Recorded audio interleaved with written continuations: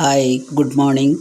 त्वमेव माता च पिता त्वमेव बन्धुश्च सखा त्वमेव विद्या द्रविणं त्वमेव सर्वं मम देवदेव।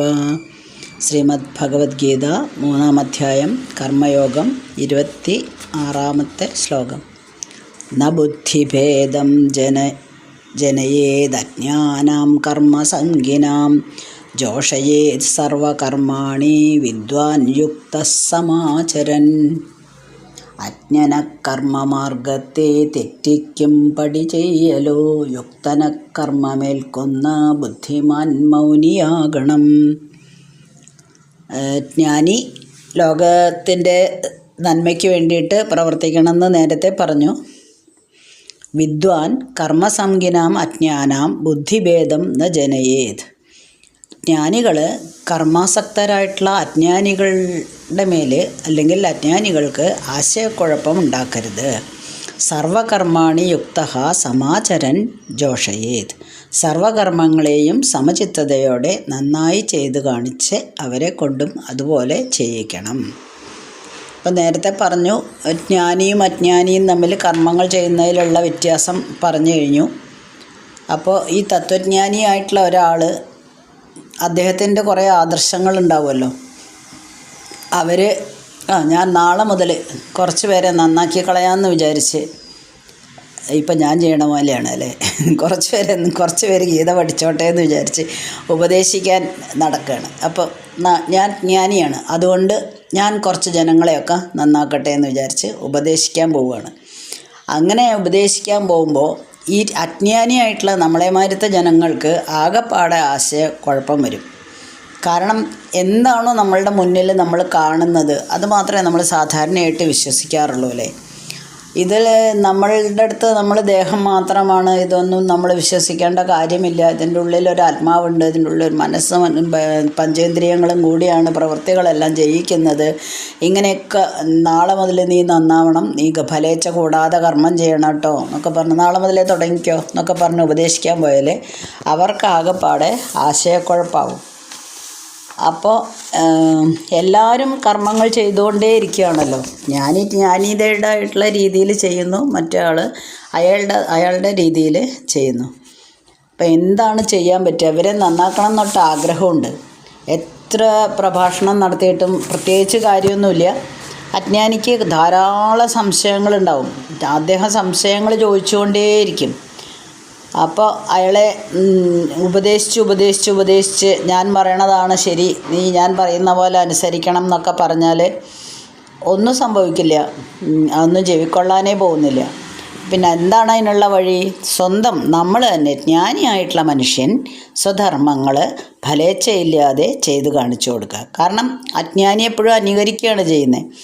അപ്പോൾ ഒരാൾ നമ്മുടെ കർമ്മങ്ങൾ ഫലേച്ഛയൊന്നുമില്ലാതെ സമചിത്തതയോടെ സുഖദുഃഖങ്ങളെല്ലാം നോക്കിക്കണ്ട് ഇങ്ങനെ ജീവിക്കുമ്പോൾ നേരത്തെ പറഞ്ഞ കഥയിലത്തെ പോലെ ദുഃഖങ്ങൾ വരുന്നു, പ്രകൃതി ദുരന്തങ്ങൾ വരുന്നു, സുഖങ്ങൾ വരുന്നു. പക്ഷേ ഈ മനുഷ്യൻ അനങ്ങുന്നില്ലല്ലോ.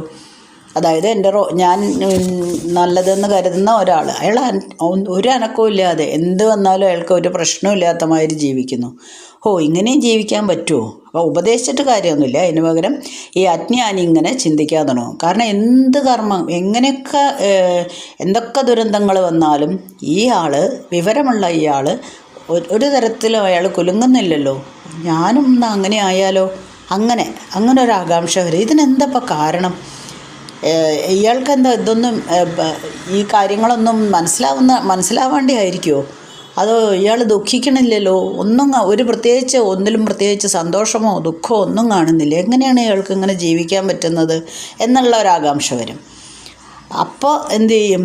എന്താണ് അതെന്ന് അന്വേഷിക്കാൻ വേണ്ടിയിട്ട് എന്നാൽ ശരി ഞാനും ഒന്ന് ഇയാളെ പോലെ തന്നെ ചെയ്തു നോക്കട്ടെ എന്ന് വിചാരിച്ച് മെല്ലെ തൻ്റെ കർമ്മങ്ങളിലുള്ള ഫലേച്ഛ, അതായത് ഫലമിച്ഛിക്കാതെ ചെറുതായിട്ട് സ്വന്തം കർമ്മങ്ങൾ ചെയ്യും.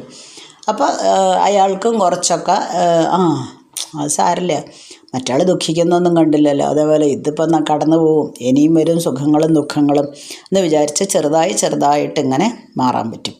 എപ്പോഴും നമ്മളെ ആരാണോ റോൾ മോഡലാക്കിയിരിക്കുന്നത്, അല്ലെങ്കിൽ നമ്മളെ കണ്ട് ആരാണോ ജീവിക്കുന്നത്, ആ സാധാരണ ജനങ്ങൾക്ക് നമ്മൾക്ക് ജീവിച്ച് കാണിച്ചു കൊടുക്കാനേ പറ്റുള്ളൂ.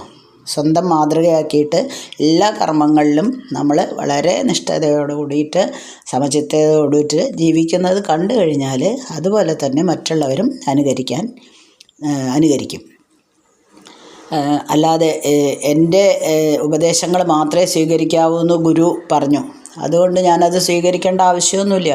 കാരണം ഗുരുവിനോട് നമുക്ക് പറഞ്ഞല്ലോ, ഗുരുവ് ശിഷ്യന് ഇതിനു മുന്നേയും പറഞ്ഞിട്ടുണ്ട്, എന്ത് സംശയം വേണമെങ്കിലും ചോദിക്കാം. അതിനൊക്കെ ഉള്ള തക്കതായിട്ടുള്ള ഉത്തരം ഗുരുവിന് തരാൻ കഴിഞ്ഞെങ്കിൽ മാത്രം ആ ഗുരുവിനെ റോൾ മോഡൽ ആക്കുക. ഇപ്പോൾ ഇവിടെ അർജുനൻ ഭഗവാനെ ആശ്രയിച്ചാണ് ഇരിക്കുന്നത്. അപ്പോൾ ഭഗവാനോട് സംശയങ്ങൾ ധാരാളം ചോദിക്കുന്നുണ്ട്, അതിനനുസരിച്ച് ഉത്തരവും കിട്ടുന്നുണ്ട്, കൃത്യമായിട്ടുള്ള ഉത്തരം കിട്ടുന്നുണ്ട്. അതുകൊണ്ട് എപ്പോഴും നമ്മൾ അവരെ വെറുതെ ഉപദേശിച്ച് നന്നാക്കരുത്, സ്വന്തം ധർമ്മം അനുഷ്ഠിച്ച് നമ്മൾ ജീവിച്ച് കാണിച്ചു കൊടുക്കുക തന്നെ വേണം. ഇനി 27ാമത്തെ ശ്ലോകം. പ്രകൃതേ ക്രിയമാണാനി ഗുണൈ കർമാണി സർവശ അഹങ്കാര വിമൂഢാത്മാ കർത്താഹമിതി മന്യതേ. അച്ഛൻ്റെ മലയാളം: പ്രകൃതിക്കൊത്തു കർമ്മങ്ങൾ അഖിലം സംഭവിച്ചിടും, താനെന്ന ഭാവം ബാധിച്ചാൽ താൻ ചെയ്യുന്നതൈവരും. പ്രകൃതേഹേ ഗുണൈഹേ, പ്രകൃതിയുടെ ഗുണങ്ങളാലാണ് സർവശഃ കർമാണി ക്രിയാമാണാനി, എല്ലാ പ്രകാരത്തിലും കർമ്മങ്ങൾ ചെയ്യപ്പെടുന്നത്. അഹങ്കാര വിമൂഢാത്മാ അഹം കർത്ത ഇതി മന്യതേ, വിവേകം കെട്ടവൻ, വിവേകമില്ലാത്ത ഒരാൾ, അതായത് ഞാനാണ് എല്ലാം, ഞാൻ എന്നത് ഒരു വ്യക്തിയാണ് എന്ന് ചിന്തിക്കുന്ന ഒരാൾ അഹങ്കാരത്താൽ, അതായത് വിവേകമില്ലാതെ ഞാനാണ് ഇതെല്ലാം ചെയ്യുന്നത് എന്ന് ധരിക്കുന്നു. അപ്പം നമ്മൾ പറഞ്ഞു വന്നത് ആസക്തി കൂടാതെ കർമ്മങ്ങൾ ചെയ്യണം തന്നെയാണ്. ആ കർമ്മങ്ങളാണ് ഉത്കൃഷ്ടമായിട്ടുള്ള കർമ്മങ്ങൾ എന്ന് സ്ഥാപിച്ചു കഴിഞ്ഞു ഭഗവാൻ. ഇത് പറയാൻ വളരെ എളുപ്പമാണ്, പക്ഷെ അതനുസരിച്ച് പ്രവർത്തിക്കുക എന്നുള്ളത് അത്ര എളുപ്പമുള്ള കാര്യമല്ല. നമ്മൾക്ക് എല്ലാവർക്കും ഉള്ള ബുദ്ധിമുട്ട് എന്താ വെച്ചാൽ, ഈ കർമ്മങ്ങളിൽ നിന്ന് നമ്മൾ സ്വയം വിട്ട് എങ്ങനെയാണ് പ്രവർത്തിക്കുക, അതിൻ്റെ ഒരു സംശയം നമുക്കും ഉണ്ട്. അപ്പോൾ അതിനുള്ള ഒരു നിസ്സംഗത, എല്ലാ കാര്യങ്ങളിലും ഒരു നിസ്സംഗത എളുപ്പത്തിൽ വളർത്താനുള്ള, അല്ലെങ്കിൽ വന്നു ചേരാനുള്ള ഒരു മാർഗം ഭഗവാൻ ഇവിടെ പറയുകയാണ്. സാധാരണ നമ്മളുടെ സങ്കല്പങ്ങളാണല്ലോ, ഇനി നാളെ ഇത് വേണം മറ്റേത് വേണം എന്നുള്ള ആഗ്രഹങ്ങൾ, സങ്കല്പങ്ങളൊക്കെയാണ് കർമ്മരൂപത്തിൽ പ്രകടിപ്പിക്കുന്നത് നമ്മൾ. അപ്പോൾ നമ്മുടെ സങ്കല്പങ്ങൾ നന്നാവുകയാണെങ്കിൽ കർമ്മങ്ങൾ അവിടെ നന്നാവും. സങ്കല്പങ്ങൾക്ക് ചെറിയ ഒരു ചാഞ്ചല്യം, അതായത് അസ്വാസ്ഥ്യമുണ്ടാകുമ്പോൾ കർമ്മങ്ങളും അവിടെ അങ്ങനെ തന്നെയായി മാറും. മൃഗീയമായിട്ടുള്ള സങ്കല്പങ്ങൾ, മൂഢമായിട്ടുള്ള സങ്കല്പങ്ങളൊക്കെയാണ് നമ്മൾ വെച്ച് പുലർത്തുന്നത് വെച്ചാൽ അതിനനുസരിച്ച് കർമ്മങ്ങൾ വളരെ നിന്ദ്യമായിരിക്കും, നീചമായിരിക്കും, ക്രൂരമായിരിക്കും. അപ്പം മനസ്സെവിടെയുണ്ടോ അവിടെയൊക്കെ കർമ്മങ്ങളുണ്ട്. അപ്പോൾ കർമ്മത്തിന് പ്രേരിപ്പിക്കുന്നതും ആ പ്രേരണയെ ബലപ്പെടുത്തുന്നതും അവസാനം അത് നിറവേറ്റി കൊടുക്കുന്നതും എല്ലാം മനസ്സ് തന്നെയാണ്. പക്ഷെ ഞാനാണ് ഇതെല്ലാം ചെയ്യുന്നത് എന്നുള്ള ഭാവം വന്നു കഴിഞ്ഞാൽ ഈ കർമ്മത്തിന് ആസക്തിയായി, അപ്പോൾ എല്ലാതും മാറി, നമ്മൾ ചിന്തിക്കുന്നതേ തെറ്റായിട്ട് മാറും. ഈ അജ്ഞാനികൾക്ക് ഇതൊക്കെ പറഞ്ഞ് മനസ്സിലാക്കാമെന്ന് വിചാരിച്ചാൽ അത് അവർക്ക് ഗ്രഹിക്കാൻ വളരെ പ്രയാസമായിരിക്കും. കാരണം മായയിൽപ്പെട്ടാണ് അവർ ജീവിക്കുന്നത്. അപ്പം ഞാനൊരു പ്രത്യേക വ്യക്തിയാണെന്നാണ് അദ്ദേഹം കരുതുന്നത്, അജ്ഞാനി. ഈ ആത്മാവാണ് ശരിക്കും കർമ്മങ്ങൾ ചെയ്യിക്കുന്നത്. ആത്മാവിൽ നമ്മൾ പുറത്ത് നമ്മൾ ചെയ്യുന്ന കർമ്മങ്ങളിൽ യാതൊരു സ്വാധീനവും ഇല്ല. പ്രകൃതിയുടെ നിയമങ്ങൾക്ക് നമ്മളെല്ലാം അടിമപ്പെട്ടിരിക്കുന്നു എന്നൊക്കെ ചിന്തിക്കാനുള്ള ഒരു കഴിവ് അജ്ഞാനിക്ക് കിട്ടില്ല.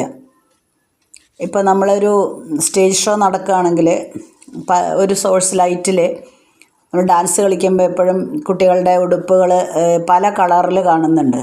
അതിന് കാരണം പല വർണ്ണക്കടലാസുകൾ കൊണ്ട് ആ ഒരേപോലെയുള്ള ലൈറ്റുകളിലൊക്കെ ഒന്നിൽ പച്ച, ഒന്നിൽ നീല, ഒന്നിൽ ചുവപ്പ്, അങ്ങനെ മഞ്ഞ, അങ്ങനെ പല കളർ കടലാസ് കൊണ്ട് ആവരണം ചെയ്യുകയാണ് ചെയ്യുന്നത്. ചെറിയ സാധാരണ നമ്മൾ സ്റ്റേജിലേക്ക് നോക്കുമ്പോൾ പല പല കളറുകൾ ഇങ്ങനെ തെളിയുന്നു അല്ലേ. അപ്പോൾ ഈ സോഴ്സ് ഓഫ് ലൈറ്റ് എന്ന് പറയുന്നതാണ് നമ്മുടെ ആത്മചൈതന്യം. അതെല്ലാവരിലും ഉണ്ട്. പക്ഷേ അതിലുള്ള പല പല കടലാസുകളുണ്ടല്ലോ, അതാണ് നമ്മളുടെ മായ. പല പല ഗുണങ്ങൾ, പല പല കടലാസുകൾ കൊണ്ട് പൊതിയുമ്പോൾ പല കളറുകൾ അനുഭവപ്പെടുന്ന അതേപോലെ തന്നെ നമ്മളിൽ ആത്മചൈതന്യം ഉണ്ടെങ്കിലും മായയുടെ പ്രഭാവം മൂലം ചിലപ്പോൾ സാത്വിക ഗുണം കൂടാം, ചിലപ്പോൾ രജോ ഗുണം കൂടാം, ചിലപ്പോൾ തമോ ഗുണം കൂടാം. അങ്ങനെ നമ്മളുടെ സങ്കല്പങ്ങൾ മൂഢമായിട്ട് വരും.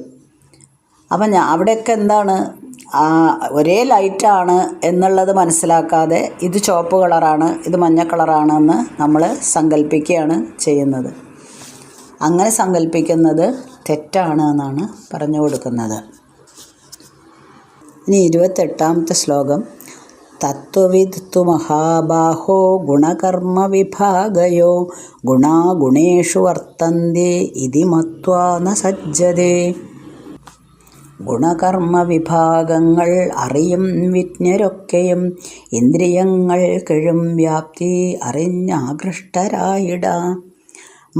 മഹാബാഹോ ഗുണകർമ്മ വിഭാഗയോ തത്വവിദ്തു ഗുണാഃ ഗുണേഷു വർത്തന്തി ഇതി മത്വാ ന സജ്ജതേ. അല്ലയോ മഹാബാഹോ, ഗുണകർമ്മ വിഭാഗങ്ങളുടെ തത്വം അറിയുന്നവൻ ഗുണങ്ങൾ, അതായത് ഇന്ദ്രിയങ്ങൾ, വിഷയങ്ങൾ എന്നിവയിലെല്ലാം വ്യാപരിക്കുകയാണ് എന്നറിഞ്ഞിട്ട് കർമ്മത്തിൽ ശക്തനാകുന്നില്ല. ഇവിടെ അർജുനനെ മഹാബാഹോ, ഹേ മഹാബാഹോ എന്നാണ് സംബോധന ചെയ്തിരിക്കുന്നത്. കാരണം വില്ലാളി വീരനാണ്. ഇത് അർജുനൻ്റെ വീരപരാക്രമങ്ങളെ ഓർമ്മിപ്പിക്കാനാണ് മഹാബാഹോ എന്ന് പറഞ്ഞത്. സ്വന്തം ചിത്തം കീഴടക്കാൻ കഴിയുന്നില്ല നിനക്ക് വെച്ചാൽ ഈ രാജ്യം മുഴുവനും കിട്ടിയിട്ടും നിനക്ക് ഒരു മെച്ചവും ഇല്ല അർജുന. നിനക്ക് നിൻ്റെ മനസ്സിനെ കീഴടക്കാൻ പറ്റുന്നില്ലല്ലോ എന്നാണ് ഭഗവാൻ അവിടെ ഉദ്ദേശിച്ചത്. യുദ്ധഭൂമിയിൽ നിന്ന് വരുന്ന അസ്ത്രങ്ങൾ ധാരാളം ഉണ്ടാവും. അവയൊക്കെ കൺട്രോൾ ചെയ്ത് സ്വന്തം വരുതിയിൽ വരുത്തിയിട്ട് സ്വതന്ത്രനായിട്ട് വർത്തിക്കാൻ കഴിവുള്ളവനാണ് ഒരു വീരശൂരപരാക്രമി എന്ന് പറയുന്നത്. ഇവിടെ നമ്മൾക്ക് ഇവിടെ തന്നെ ഇരുന്നിട്ട് ഒരു കയ്യിൽ അമ്പുമില്ലൊന്നും എടുക്കാതെ തന്നെ നമുക്ക് സേനകൾ എങ്ങനെയായിരിക്കുമെന്ന് പറയാൻ പറ്റും. ആർക്കാണ്? ഒരു മഹാവീരനായിട്ടുള്ള ആൾക്ക് ഏകദേശം ഇവരെല്ലാം ഇങ്ങനെയായിരിക്കും യുദ്ധം ചെയ്യാൻ പോകുന്നത് എന്നൊക്കെ മനസ്സിലാക്കാനുള്ള കഴിവുണ്ടാവും. അതുകൊണ്ടാണ് മഹാബാഹോ എന്ന് വിളിച്ചത്. അപ്പം നമ്മളിവിടെ ജ്ഞാനികളെ പറ്റിയിട്ടാണ് പറയുന്നത്. കർമ്മരംഗത്ത് പ്രവർത്തിക്കുന്ന അജ്ഞാനിയുടെ കാര്യം നമ്മൾ കഴിഞ്ഞ ശ്ലോകത്തിൽ പറഞ്ഞു. ഇവിടെ കർമ്മങ്ങൾ നേരത്തെ പറഞ്ഞ അതേ സെൻറ്റൻസ് തന്നെ വീണ്ടും വീണ്ടും ഭഗവാൻ ആവർത്തിച്ച് എങ്ങനെയെങ്കിലും അർജുനൻ്റെ മനസ്സിൽ നിന്ന് ഈ ചീത്ത ചിന്തകൾ അകറ്റിക്കൊടുക്കുകയാണ്. എല്ലാ കർമ്മങ്ങളും മനസ്സ് ബാഹ്യലോകത്തിലേക്ക് പ്രകടിപ്പിക്കുന്നതാണ് എന്ന് മനസ്സിലാക്കുന്ന ഒരു ജ്ഞാനിക്ക് അതിൽ യാതൊരു ആസക്തി ഉണ്ടാവില്ല. അതിൻ്റെ ഫലം ജയമായാലും പരാജയമായാലും അത് എനിക്ക് അനുഭവപ്പെട്ടതല്ല, എൻ്റെ മനസ്സിന് ജയവും പരാജയവും ഏറ്റതാണ്. അത് എൻ്റേതല്ല. ഇഷ്ടം, ഒന്നിനോട് പ്രത്യേകിച്ച് ഇഷ്ടം, ഒന്നിനോട് അനിഷ്ടം, അതും ഞാനല്ല. എല്ലാം മനസ്സാണ്, തൻ്റെ മനസ്സിൻ്റേതാണ്. ഇങ്ങനെ ഈ തത്വം അറിഞ്ഞിട്ടാണ് അവൻ പ്രവർത്തിക്കുന്നത്. അവന് ജയം എന്തെന്നോ തോൽവി എന്തെന്നോ എന്താണ് ഞാൻ ചെയ്യാൻ പോകുന്ന കർമ്മത്തിൻ്റെ ഫലം എന്താണെന്നോ ചിന്തിക്കേണ്ട ആവശ്യമേ ഇല്ല. ഈ കർമ്മങ്ങളെല്ലാം തന്നിലൂടെ വന്നു പോകുന്നതാണ്. അതാണ് തത്വജ്ഞാനി മനസ്സിലാക്കുന്നത്. ഇങ്ങനെ വരുന്നു, അത് എന്നിൽ കൂടെ പോകുന്നു. അപ്പോൾ അദ്ദേഹത്തിൻ്റെ പ്രവർത്തനങ്ങളും അങ്ങനെ തന്നെയായിരിക്കും. അപ്പോൾ ചെറിയൊരു സംശയം വരും അജ്ഞാനിക്ക്. എന്താണ്? ശരി, നാളെ നിനക്ക് ഭയങ്കര ദേഹാസ്വാസ്ഥ്യം അല്ലെങ്കിൽ ദേഹപീഡകൾ അല്ലെങ്കിൽ എന്തെങ്കിലും അസുഖമൊക്കെ വന്നാൽ ഞങ്ങളെപ്പോലെ തന്നെ വേദനിക്കില്ലേ? അല്ലേ? നമുക്ക് സ്വാഭാവികമായിട്ടും വരുന്നൊരു സംശയമാണിത്. ജ്ഞാനി എന്നൊക്കെ പറയുന്നുണ്ട്, പക്ഷേ നാളെ നല്ല തലവേദന, പനി അല്ലെങ്കിൽ ദേഹം അനക്കാൻ വയ്യായൊക്കെ വന്നാൽ നിനക്ക് വേദനിക്കില്ലേ എന്ന്. വേദനിക്കും. പക്ഷേ എന്താണ് ജ്ഞാനി പറയുന്നത്? ജ്ഞാനി എന്താണ് പറയുക? ഇതൊന്നും എൻ്റെ ദേഹത്തിൽ സംഭവിക്കുന്ന മാത്രം കാര്യങ്ങളല്ലേ. ഞാനതിലല്ല വിശ്വസിക്കുന്നത്. സത്യമായിട്ടൊന്നും നമ്മളൊന്നും അല്ലല്ലോ, നമ്മുടെ ഉള്ളിലുള്ള ആത്മചൈതന്യമാണ് ഞാൻ. അതുകൊണ്ട് ദേഹത്തിന് എന്ത് വേണമെങ്കിലും സംഭവിച്ചോട്ടെ, കുറച്ച് നേരം അല്ലെങ്കിൽ കുറച്ചൊരു വിഷമം പോലെ തോന്നുമെങ്കിലും ഞാൻ അതിൽ നിന്നൊക്കെ ഓവർകം ചെയ്യും. കാരണം എനിക്ക് മനസ്സിലായും ഇത് ഞാനല്ല ചെയ്യുന്നത്, എന്നിൽ കൂടെ വന്നു പോകുന്ന കാര്യങ്ങളാണ്. അപ്പോൾ അജ്ഞാനിയും ഈ തലത്തിലേക്ക് ഉയരണം എന്നാണ് ഭഗവാൻ ഉദ്ദേശിക്കുന്നത്. അതിനു വേണ്ടിയിട്ട് ഭഗവാൻ അടുത്ത ശ്ലോകം പറയുകയാണ്, 29ാമത്തെ ശ്ലോകം. പക്ഷേ അത് നമുക്ക് അടുത്ത ദിവസം എടുക്കാം.